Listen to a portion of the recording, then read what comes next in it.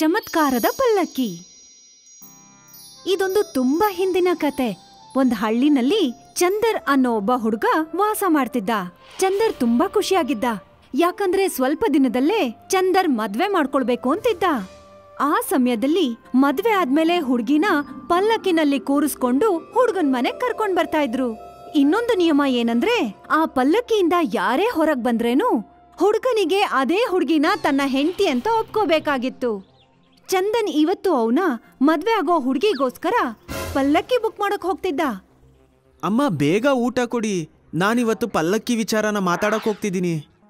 ಮಗನೇ, ನನ್ನ ಸೊಸೆಗೋಸ್ಕರ ಗಂಧದಿಂದ ಮಾಡಿರೋ ಪಲ್ಲಕ್ಕಿನೇ ತಗೊಂಡ್ ಬಾ.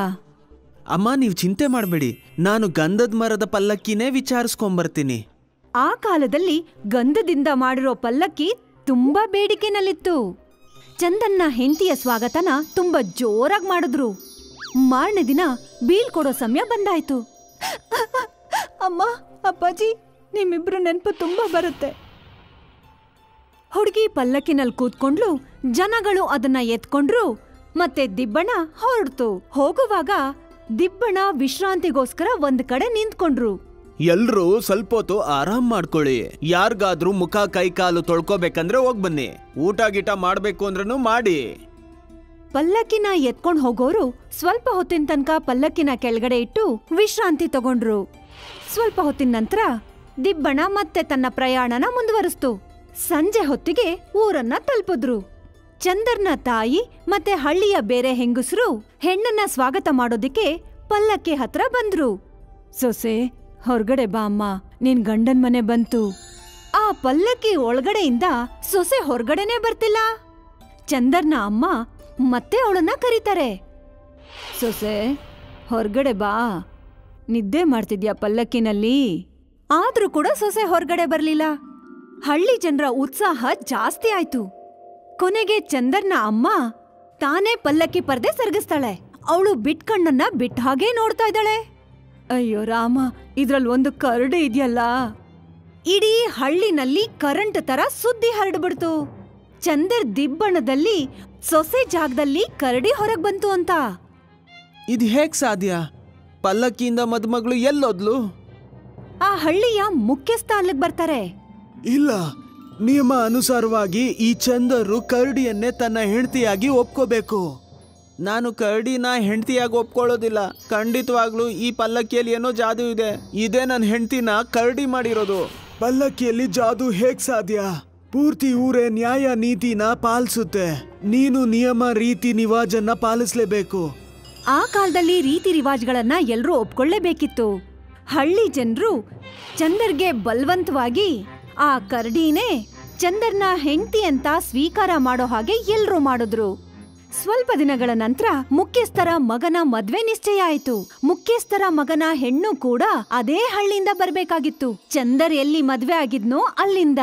ಮುಖ್ಯಸ್ಥರ ಮಗನ ದಿಬ್ಬಣ ಕೂಡ ಬರುವಾಗ ಅದೇ ಕಾಡಲ್ಲಿ ಉಳ್ಕೋತಾರೆ. ಚಂದರ್ ದಿಬ್ಬಣ ಎಲ್ಲಿ ಉಳ್ಕೊಂಡಿತ್ತೋ ಅಲ್ಲಿ. ಕರಡಿನ ಮದ್ವೆ ಮಾಡ್ಕೊಂಡಿದ್ದ ಕಾರಣ ಚಂದರ್ ಹುಚ್ಚನ್ ತರ ಆಗೋಗಿದ್ದ. ಅವನು ಪ್ರತಿ ಕ್ಷಣನೂ ತನ್ನ ಹೆಂಡತಿನ ಹುಡುಕ್ತಾ ಇರ್ತಿದ್ದ. ನನ್ ಹೆಂಡತಿ ಎಲ್ಲೋಗ್ಬಿಟ್ಲು? ಪಲ್ಲಕ್ಕಿ ಇಲ್ಲೇ ನಿಲ್ಸಿದ್ವಿ, ಎಲ್ಲೋದ್ಲು ನನ್ ಹೆಂಡತಿ? ನಾನು ಒಂದು ಕರಡಿನ ಹೆಂಡತಿಯಾಗಿ ಒಪ್ಕೊಳ್ಳೋದಿಲ್ಲ. ಅರೆ ಹೋ ಚಂದನ್, ಎಲ್ಲೋಗ್ತಿದ್ಯಾ? ವಾಪಸ್ ಬಂದ್ಬಿಡು, ದಿಬ್ಬನ ಬರ್ತಿದೆ. ಮುಖ್ಯಸ್ಥರ ಮಗನ ದಿಬ್ಬಣ ಹಳ್ಳಿ ತಲುಪ್ತು. ಹಳ್ಳಿ ಹೆಂಗಸರು ಸೊಸೆನ ಸ್ವಾಗತ ಮಾಡೋದಕ್ ಬಂದ್ರು. ಪಲ್ಲಕ್ಕಿಯ ಪರ್ದೆ ತೆಗೆದ ತಕ್ಷಣ ಅದ್ರೊಳಗಡೆ ಒಂದು ನರಿ ಇತ್ತು. ಇಡೀ ಹಳ್ಳಿ ಜನ ಆ ನರಿನ ನೋಡೋದಿಕ್ಕೆ ಒಟ್ಟುಗೂಡ್ತಾರೆ. ಮದುಮಗಳು ಎಲ್ಲೋಗ್ಬಿಟ್ಲು? ಮತ್ತೆ ಈ ಪಲ್ಲಕ್ಕಿಯಲ್ಲಿ ನರಿ ಹೇಗ್ ಬಂತು? ಅದು ಎಲ್ಲಿಂದಾರು ಬಂದಿರ್ಲಿ ಮುಖ್ಯಸ್ಥರೇ, ಈಗ ನಿಮ್ ಮಗ ಈ ನರಿನೇ ತನ್ನ ಹೆಂಡತಿಯಾಗಿ ಸ್ವೀಕಾರ ಮಾಡ್ಬೇಕು. ನಾನು ಕೂಡ ಕರಡಿನ ಹೆಂಡತಿಯಾಗಿ ಸ್ವೀಕಾರ ಮಾಡಿದ್ದೀನಿ. ರೀತಿ ರಿವಾಜು ನಿಯಮನ ಈಗ ನೀವು ಕೂಡ ಪಾಲಿಸ್ಲೇಬೇಕು.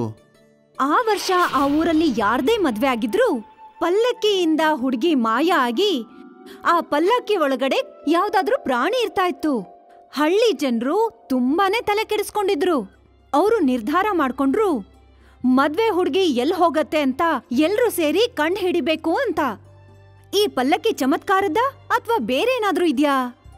ಒಂದ್ಸಲ ಹಳ್ಳಿಯ ಜನರು ದಿಬ್ಬಣನ ಕರ್ಕೊಂಡ್ ಬರೋ ಅಂತ ಒಂದು ನಾಟಕ ಮಾಡ್ತಾರೆ. ಅವರು ಆ ಪಲ್ಲಕ್ಕಿನಲ್ಲಿ ಒಬ್ಬ ಗಂಡ್ಸನ್ನ ಕೂರಿಸ್ತಾರೆ. ಆಮೇಲೆ ಪಲ್ಲಕ್ಕಿನ ಕಾಡಲಿಟ್ಟು ವಿಶ್ರಾಂತಿ ತಗೋತಾರೆ.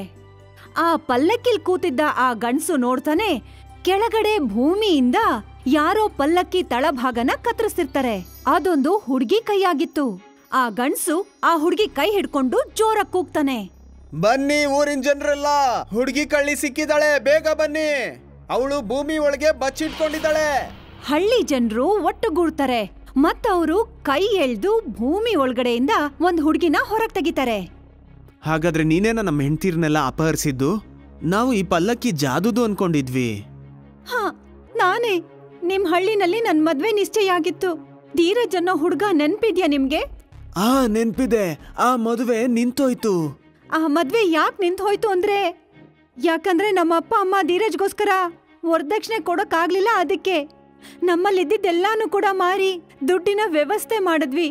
ಆದ್ರೂ ಕೂಡ ಸ್ವಲ್ಪ ದುಡ್ಡುಗೋಸ್ಕರ ಧೀರಜ್ ಕುಟುಂಬದವರು ಮದ್ವೆನ ನಿರಾಕರಿಸ್ಬಿಟ್ರು. ನಾನ್ ಆವತ್ತೇ ನಿಶ್ಚಯ ಮಾಡ್ದೆ, ಧೀರಜ್ ಇರೋ ಹಳ್ಳಿಗೆ ಯಾರ ಮನೆ ಸೊಸೆನೂ ತಲುಪೋದಿಲ್ಲ ಅಂತ. ನಾನು ಮದ್ವೆ ಹೆಣ್ಗಳನ್ನ ಭೂಮಿ ಒಳಗಡೆ ಇರೋ ಗುಪ್ತ ದಾರಿಯಿಂದ ನನ್ ಮನೆಗ್ ಕರ್ಕೊಂಡ್ ಹೋಗ್ತಾ ಇದ್ದೆ. ಮತ್ತೆ ಅವ್ರ ಜಾಗದಲ್ಲಿ ಪಲ್ಲಕ್ಕಿನಲ್ಲಿ ಯಾವ್ದಾದ್ರೂ ಪ್ರಾಣಿನ ಇಡ್ತಾ ಇದ್ದೆ. ನಿಮ್ಮನೆ ಸೊಸೆಯಂದಿರು ನನ್ ಹತ್ರ ಇದ್ದಾರೆ. ಚಂದರ್ ಮತ್ತೆ ಮುಖ್ಯಸ್ಥರು ಆ ಹುಡ್ಗಿ ಹತ್ರ ಕ್ಷಮೆ ಕೇಳ್ತಾರೆ. ನಿನಗೆ ನಡೆದ ಅನ್ಯಾಯಕ್ಕೆ ನಮ್ಮ ಊರಿನ ಜನ ಎಲ್ಲ ಕ್ಷಮೆ ಕೇಳ್ತಾ ಇದ್ದೀವಿ. ಆದ್ರೆ ನೀನ್ ಚಿಂತೆ ಮಾಡ್ಬೇಡ, ನಾನು ಧೀರಜಿನ ತಂದೆ ಹತ್ರ ಮಾತಾಡ್ತೀನಿ. ಹಾಗೆ ನಿನ್ನ ಮದುವೆ ನಮ್ಮ ಊರಲ್ಲೇ ನಡೆಯುತ್ತೆ. ಆದ್ರೆ ದಯಮಾಡಿ ನಮ್ಮ ಸೊಸೆಯಂದಿರ್ನ ಕಳಿಸ್ಬಿಡು. ನಮ್ಮ ಊರಿನ ಗಂಡು ಮಕ್ಕಳೆಲ್ಲ ಹುಚ್ಚರಾಗ್ತಿದ್ದಾರೆ. ಚಂದರ್ ಮತ್ತೆ ಹಳ್ಳಿಯ ಬೇರೆ ಹುಡುಗರುಗಳಿಗೆ ಅವರ ಹೆಂಡತಿಯರು ಸಿಗ್ತಾರೆ. ಹೆಣ್ಗಳನ್ನ ಕದಿತಾ ಇದ್ದ ಹುಡುಗಿ ಮದ್ವೆ ಕೂಡ ಧೀರಜ್ ಜೊತೆ ಅದ್ದೂರಿಯಾಗಿ ಮಾಡಿಸ್ತಾರೆ. ಆವತ್ತಿಂದ ಹಳ್ಳಿ ಜನರು ತುಂಬಾ ಖುಷಿ ಖುಷಿಯಾಗಿ ಜೀವನ ಮಾಡ್ತಾರೆ. ಗುಡಿಯ ಕುಟುಂಬ ಮಧ್ಯಪ್ರದೇಶದ ಒಂದು ಹಳ್ಳಿನಲ್ಲಿತ್ತು. ಗುಡಿಯಾ, ಓ ಗುಡಿಯಾ, ಏನಾಯ್ತಮ್ಮ? ವಿಪುರದ ಹುಡುಗ ಮದ್ವೆಗೆ ಒಪ್ಕೊಂಡಿದ್ದಾನೆ. ಆ ದೇವ್ರ ಆಶೀರ್ವಾದ. ಹುಡುಗನ್ ಕಡೆಯವರು ಬೇಡ ಅನ್ಲಿಲ್ಲ ನಿನ್ನನ್ನ. 13 ಕುಟುಂಬದವರು ಬೇಡ ಅಂದಿದ್ರು ನಿನ್ನನ್ನ. 14ನೇ ಕುಟುಂಬ ಇದು. ನಾನು ಸಾಯೋಕು ಮುಂಚೆ ಕಡೆ ಪಕ್ಷ ನಿನ್ ಮದ್ವೆ ನೋಡೋದಕ್ಕೆ ಆಸೆ ಪಡ್ತೀನಿ ನಾನು. ಗುಡಿಯಾ ಕೂಡ ತನ್ನ ಮದುವೆ ಸುದ್ದಿ ಕೇಳಿ ತುಂಬಾ ಖುಷಿ ಪಟ್ಲು. ಗುಡಿಯಾ ತನ್ನ ಮದ್ವೆ ಫಿಕ್ಸ್ ಆಗಿದೆ ಅನ್ನೋ ವಿಷಯನ ತನ್ನ ಸ್ನೇಹಿತರಿಗೆ ಹೇಳೋಕ್ ಹೋದ್ಲು. 3ನೇ ತಾರೀಕಿಗೆ ಅರ್ಶನಶಾಸ್ತ್ರ ಇದೆ, ನೀವೆಲ್ರೂ ಖಂಡಿತ ಬರ್ಲೇಬೇಕು. ನೀನ್ ನಮ್ಮನ್ನ ಮರ್ತೇ ಬಿಡ್ತೀಯಾ? ಈಗಿಂದನೇ ನಿನ್ ಗಂಡನ ಕನಸು ಕಾಣ್ತಾ ಇರ್ಬೇಕು ಅಲ್ವಾ ನೀನು? ಇಲ್ಲ, ಇನ್ನೂ ಹಾಗೇನೂ ಆಗಿಲ್ಲ. ನನ್ಗನ್ಸತ್ತೆ ಇವತ್ ರಾತ್ರಿಯಿಂದ ಆಗ್ಬಹುದು ಅಂತ. ತುಂಬಾ ಜನ ಹುಡುಗಿಯರು ಮುಟ್ಟಾಳ್ರಾಗಿರ್ತಾರೆ. ಮದ್ವೆ ಆದ್ಮೇಲೆ ಅವ್ರ ಗುಣನೇ ಬದ್ಲಾಗ್ ಹೋಗುತ್ತೆ. ಅದಕ್ಕೆ ನಾನು ಹೇಳ್ತಾ ಇದ್ದೀನಿ, ಮದ್ವೆಗ್ ಮುಂಚೆ ನೀನು 2-3 ಸಲ ನಿನ್ ಗಂಡನ್ನ ಭೇಟಿ ಮಾಡೋದು ಒಳ್ಳೇದು. ಆವಾಗ ಒಬ್ರಿಗೊಬ್ರು ಚೆನ್ನಾಗಿ ಅರ್ಥ ಮಾಡ್ಕೋಬೋದಲ್ವಾ? ನಾನು ನನ್ ಮದ್ವೆ ಆಗೋ ಹುಡುಗನ್ ಜೊತೆ ಫೋನಲ್ಲಿ ಮಾತಾಡಕ್ ಇಷ್ಟಪಡ್ತೀನಿ. ಸಿಟಿನಲ್ಲಿ ಎಲ್ರ ಹತ್ರನೂ ಫೋನ್ ಇರುತ್ತೆ ಅಲ್ವಾ? ಆದ್ರೆ ನಮ್ ಹಳ್ಳಿನಲ್ಲಿರೋದು ಒಂದೇ ಒಂದು ಡಬ್ಬಾ ಪಿಸಿಒ ಇಟ್ಕೊಂಡಿರೋ ಬಬ್ಲು ಬೇರೆಯವ್ರ ಮಾತನ್ನ ಕದ್ದು ಮುಚ್ಚಿ ಕೇಳ್ತಾನೆ, ದುಡ್ಡು ಕೂಡ ಕೇಳ್ತಾನೆ. ಅದಕ್ಕೆ ಅಲ್ಲಿಂದ ಮಾತಾಡೋದು ನಿಜವಾಗ್ಲೂ ವ್ಯರ್ಥ. ದುಡ್ಡಿನ ವ್ಯವಸ್ಥೆ ಏನಾದ್ರೂ ನೀನ್ ಮಾಡ್ಕೊಂಡ್ರೆ ನನ್ನ ಅಣ್ಣಂಗೆ ಹೇಳ್ಬಿಟ್ಟು ಸಿಟಿಯಿಂದ ನಿನ್ಗೊಂದು ಫೋನ್ ತರಿಸ್ಕೊಡ್ತೀನಿ. ಗುಡಿಯಾ ತನ್ನ ಅಣ್ಣನ ಉಂಡಿಯಿಂದ ದುಡ್ಡನ್ನ ತೆಗೆದು ತನ್ನ ಸ್ನೇಹಿತೆ ಕೊಟ್ಟು ಮೊಬೈಲನ್ನ ತರಿಸ್ಕೋತಾಳೆ. ಅವರು ಪ್ರತಿದಿನ ಕದ್ದು ಮುಚ್ಚಿ ತನ್ನ ಗಂಡನ್ ಜೊತೆ ಮಾತಾಡೋಕ್ ಶುರು ಮಾಡ್ತಾಳೆ. ಒಂದು ದಿನ ಗುಡಿಯಾ ಅಮ್ಮ ಗುಡಿಯಾಗ್ ಹೇಳ್ತಾಳೆ, ಗುಡಿಯಾ, ಪೂರಿ ಮಾಡೋದಿಕ್ಕೆ ಎಣ್ಣೆ ಬಿಸಿಗಿಟ್ಟಿದ್ದೀನಿ, ಸ್ವಲ್ಪ ಹುಷಾರಾಗಿ ನೋಡ್ಕೊಮ್ಮ. ನಾನು ಅಂಗಡಿಗೆ ಹೋಗಿ ಕೆಲವೊಂದು ವಸ್ತುಗಳನ್ನ ತರ್ತೀನಿ. ಗುಡಿಯಾ ಹೋಗಿ ಆ ಎಣ್ಣೆ ಮುಂದೆ ಕೂತ್ಲು. ಆದ್ರೆ ಅವಳ ಪೂರ್ತಿ ಗಮನ ಮೊಬೈಲಲ್ಲಿ ಮಾತಾಡೋದ್ರಲ್ಲಿತ್ತು. ಇದ್ದಕ್ಕಿದ್ದ ಹಾಗೆ ಅವಳ ಕೈ ಸೌಟಕ್ ತಾಕಿ ಆ ಸೌಟು ಬಾಂಡ್ಲಿಯಿಂದ ನೆಲಕ್ ಬಂದ್ಬಿತ್ತು. ಗುಡಿಯಾ ಮುಖಕ್ಕೆ ಕಾಯ್ತಾ ಇರೋ ಎಣ್ಣೆ ಹಾರ್ತು.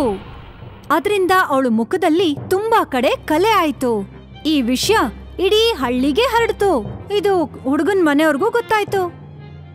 ಹುಡುಗನ ತಂದೆ ಗುಡಿಯಾನ ನೋಡೋದಿಕ್ಕೆ ಅಂತ ಬಂದ್ರು. ಅವರು ಈ ಮದ್ವೆನ ಬೇಡ ಅಂತ ಹೇಳ್ಬಿಟ್ರು. ನನ್ ಮುಖದಲ್ಲಿ ಕೆಲವೊಂದು ಕಲೆಗಳಾಗಿದ್ದಕ್ಕೆ ಈ ಮದ್ವೆನೇ ಬೇಡ ಅಂತ ಹೇಳ್ಬಿಟ್ಯಾ ನೀನು? ನನ್ನ ಗೆಳೆಯರಿಗೆಲ್ಲ ಸುಂದರವಾದ ಹೆಂಡತಿರ್ ಸಿಕ್ಕಿದ್ದಾರೆ. ನಾನೇನಾದ್ರೂ ನಿನ್ನ ಅವ್ರ ಮನೆಗೆ ಕರ್ಕೊಂಡೋದ್ರೆ ಅವರೆಲ್ಲ ನನ್ನ ನೋಡಿ ನಗ್ತಾರೆ. ನಾನ್ ನಿನ್ನ ಮದ್ವೆ ಮಾಡ್ಕೊಳಲ್ಲ. ಇಷ್ಟನ್ನ ಹೇಳ್ಬಿಟ್ಟು ಹುಡುಗ ಫೋನನ್ನ ಕಟ್ ಮಾಡ್ದ. ಗುಡಿಯಾ ತುಂಬಾ ಸಲ ಫೋನ್ ಮಾಡಿದ್ಲು, ಆದ್ರೆ ಹುಡುಗ ಫೋನನ್ನ ತೆಗಿಲೇ ಇಲ್ಲ. ಪ್ರೀತಿಯನ್ನು ಶಬ್ದಕ್ಕೆ ಅರ್ಥನೇ ಇಲ್ವಾ ಹಾಗಾದ್ರೆ? ಪ್ರಪಂಚದಲ್ಲಿ ಜನರು ತನ್ನ ಹೆಂಡತಿ ಮುಖ ಸುಂದರವಾಗಿರ್ಬೇಕು ಅಂತ ಬಯಸೋದು ಬೇರೆಯವ್ರ ಮುಂದೆ ಗೌರವ ಸಿಗ್ಬೇಕು ಅಂತಾನಾ? ನಿರಾಶೆ ಆದ ಗುಡಿಯಾ ನದಿನಲ್ಲಿ ಹಾರಿ ಆತ್ಮಹತ್ಯೆ ಮಾಡ್ಕೊಳಕ್ ಹೋದ್ಲು. ಇನ್ನೇನ್ ನದಿಗ್ ಹಾರ್ಬೇಕು ಆ ಸಮಯದಲ್ಲಿ ಒಂದ್ ಹೆಂಗ್ಸು ಅವಳ ಕೈಯನ್ನ ಹಿಡ್ಕೊಂಡ್ಲು. ಈಜಕ್ ಬರತ್ತಾ ಅಥವಾ ಹಾಗೆ ನದಿಗ್ ಬೀಳ್ತಾ ಇದ್ಯಾ? ಈಜಕ್ ಬರಲ್ಲ, ಈ ಪ್ರಪಂಚನ ಬಿಡೋದಕ್ಕೋಸ್ಕರ ಹಾರ್ತಾ ಇದ್ದೀನಿ. ಆ ಹೆಂಗ್ಸು ಗುಡಿಯಾಯಿಂದ ಎಲ್ಲಾ ವಿಷಯನೂ ತಿಳ್ಕೋತಾಳೆ. ನೀವು ಮದ್ವೆ ಹುಡುಗಿ ತರ ಬಟ್ಟೆನ ಯಾಕೆ ಹಾಕೊಂಡಿದ್ದೀರಾ? ಬಾ ನನ್ ಜೊತೆ, ನಾನ್ ಎಲ್ಲ ಹೇಳ್ತೀನಿ ನಿನ್ಗೆ. ಆ ಹೆಂಗ್ಸು ಗುಡಿಯಾನ ತನ್ನ ಮನೆಗ್ ಕರ್ಕೊಂಡು ಹೋಗ್ತಾಳೆ. 15 ವರ್ಷದ ಹಿಂದೆ ನನ್ಗೂ ಕೂಡ ನಿನ್ ಜೀವನದಲ್ಲಾಗಿರೋ ತರನೇ ಆಗಿತ್ತು. ನನ್ ಮುಖ ಸುಟ್ಟು ಹೋಗಿತ್ತು. ಮತ್ತೆ ಹುಡುಗನ್ ಕಡೆಯವರು ನನ್ನ ಮದ್ವೆ ಆಗೋದಕ್ಕೆ ನಿರಾಕರಿಸಿದ್ರು. ನಾನು ಕೂಡ ನಿರಾಸೆ ಆಗಿ ನಿನ್ ಥರನೇ ಈ ಪ್ರಪಂಚ ಬಿಟ್ಟು ಹೋಗ್ಬೇಕು ಅಂತ ಬಯಸಿದ್ದೆ. ಆದ್ರೆ ನನಗೆ ಒಂದು ಚಮತ್ಕಾರಿ ಹೆಂಗ್ಸು ಒಂದು ಚಮತ್ಕಾರಿ ಹರ್ಷಣ ಕೊಟ್ಲು. ಚಮತ್ಕಾರಿ ಹರ್ಷಣ? ಹಾ, ಸ್ವಲ್ಪ ಇದನ್ನ ಹಚ್ಕೊಂಡ್ ನೋಡು. ಇದನ್ನ ಹಚ್ಕೋತಿದ್ದಾಗೆ ನಿನ್ ಮುಖದಲ್ಲಿರೋ ಎಲ್ಲಾ ಕಲೆನೂ ಹೊರಟೋಗತ್ತೆ. ಗುಡಿಯಾ ತನ್ನ ಮುಖಕ್ಕೆ ಆ ಚಮತ್ಕಾರಿ ಅರ್ಶನ ಹಾಕೋತಾಳೆ. ಆಗ ಅವಳ ಮುಖ ತುಂಬಾ ಸುಂದರವಾಗಿ ಆಗೋಗತ್ತೆ. ನಿಮ್ ಮುಖ ಸರಿ ಹೋದ್ಮೇಲೆ ಆಗ ನಿಮ್ಮ ಮದ್ವೆ ಆಯ್ತಾ? ಇಲ್ಲ, ನಾನು ಮತ್ತೆ ಮದ್ವೆ ಮಾಡ್ಕೊಳ್ಳಿಲ್ಲ. ಒಬ್ಳೆ ಜೀವನ ಮಾಡೋದು ಸರಿ ಅನ್ನಿಸ್ತು ನನಗೆ. ಯಾವಾಗ ಗುಡಿಯಾ ಮತ್ತೆ ಹಳ್ಳಿಗ್ ಬಂದ್ಲೋ ಜನಗಳು ಅವಳನ್ನ ನೋಡಿ ಆಶ್ಚರ್ಯಪಟ್ರು. ಯಾವ ಹುಡ್ಗನ್ ಜೊತೆ ಗುಡಿಯಾ ಮದ್ವೆ ಆಗ್ಬೇಕು ಅಂತ ಫಿಕ್ಸ್ ಆಗಿತ್ತು ಅವನು ಮತ್ತೆ ಮದ್ವೆ ಆಗ್ಬೇಕು ಅಂತ ಬೇಡ್ಕೊಂಡ. ಯಾವ ಹುಡ್ಗ ನನ್ನನ್ನೆಲ್ಲ ನನ್ನ ಮುಖನ ಪ್ರೀತಿ ಮಾಡ್ತಾನೋ ಆ ಹುಡ್ಗನ್ನ ನನಗೆ ಮದ್ವೆ ಮಾಡ್ಕೊಳ್ಳೋದಿಕ್ಕೆ ಖಂಡಿತ ಇಷ್ಟ ಇಲ್ಲ. ನಾಳೆ ಮತ್ತೆ ನನ್ ಮುಖ ಹೀಗೆ ಹಾಳಾದ್ರೆ ನೀನಾಗ ಮತ್ತೆ ನನ್ನನ್ನ ಬಿಟ್ಬಿಡ್ತೀಯಾ? ಅದಕ್ಕೆ ನಾನ್ ನಿನ್ನ ಮದ್ವೆ ಮಾಡ್ಕೊಳ್ಳಲ್ಲ.